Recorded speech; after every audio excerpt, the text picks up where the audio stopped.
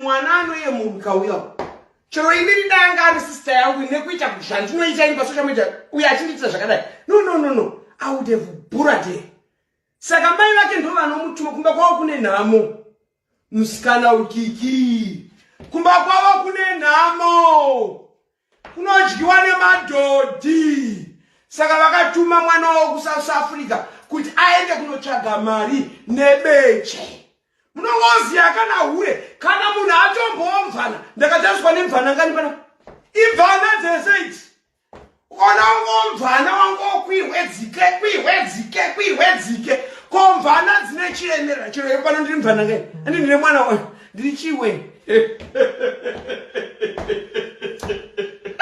ndiri mvana ngani andi ndiri mwana wani saka this dialogue it's mvana to mvana. Dear Munya, did live? Sorry, Munya. My manager is calling me. Did live?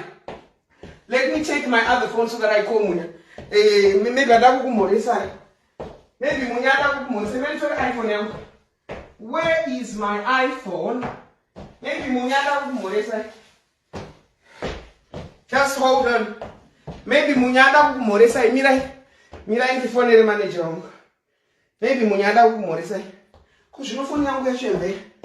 But Munya calling you just now, baby. That's my manager, Baba Shanti.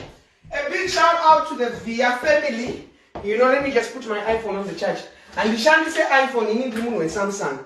So that's why my iPhone is always low battery. That's Samsung, and my manager is calling. Let me try to put this phone on.